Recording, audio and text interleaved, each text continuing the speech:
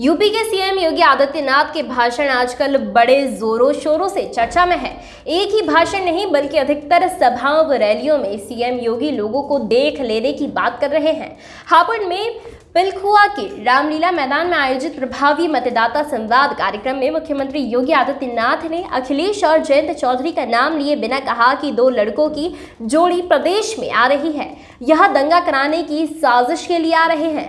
पिछले 5 साल से अपने बिलों में घुसे दंगाई अब बाहर आकर गर्मी दिखा रहे हैं। इनकी गर्मी 10 मार्च को पूरी तरह निकल जाएगी, लेकिन लोग योगी के इस भाषण के कई मतलब निकाल रहे हैं, क्योंकि योगी जिस तरह की भाषा में भाषण दे रहे हैं वो आम भाषा नहीं बल्कि धमकाने वाली, चिल्लाने वाली भाषा है। बतौर मुख्यमंत्री इस दौर की भाषा।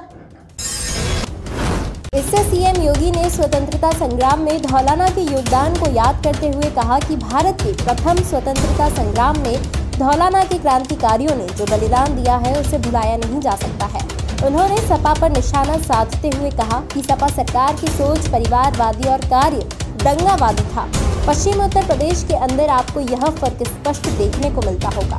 सीएम योगी ने कहा कि 2017 से पहले कोई सुरक्षित नहीं था, बेटियां स्कूल नहीं जा पाती थी, अचानक मंजर था, विकास की योजनाएं ठप पड़ी रहती थी, गरीबों को शासन की योजनाएं नहीं मिल पाती थी, विकास का पैसा इत्र वाले के घर में दीवारों के पीछे कैद हो जाता था। मुजफ्फरनगर के दंगे, सहारनपुर का दंगा, बरेली, मुरादाबाद, रामपुर और यहाँ तक कि लखनऊ में मुख्यमंत्री की नाक के नीचे से दंगे हुआ करते थे, लेकिन दंगाइयों के खिलाफ कार्यवाही नहीं होती थी।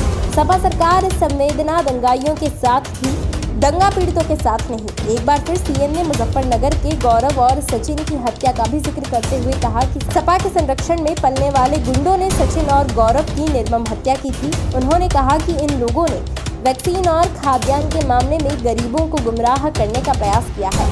आज 26 करोड़ वैक्सीन डोज लगवाने वाले प्रदेश देश में पहले नंबर पर है। उन्होंने कहा कि नौजवानों के लिए नौकरी निकलती थी तो चाचा भतीजा वसूली के लिए निकलते थे। पारदर्शिता के साथ यूपी के नौजवानों को नौकरी मिल रही है। लेकिन सीएम योगी ने हाथरस कांड भी देखा, बरेली भी देखी, लखनऊ कांड भी देखा, उन्नाव कांड भी देखा। भाजपा के राज में बेटियां कितनी सुरक्षित है ये सभी ने देखा। सभी ने ये भी देखा कि किस तरह आरोपियों को सरकार की ओर से संरक्षण प्राप्त हुआ और किस तरह भाजपा नेताओं ने पीड़ितों के ऊपर ही निशाना साधा। इस कांड में किसानों की हत्या को भी याद रखा जाएगा।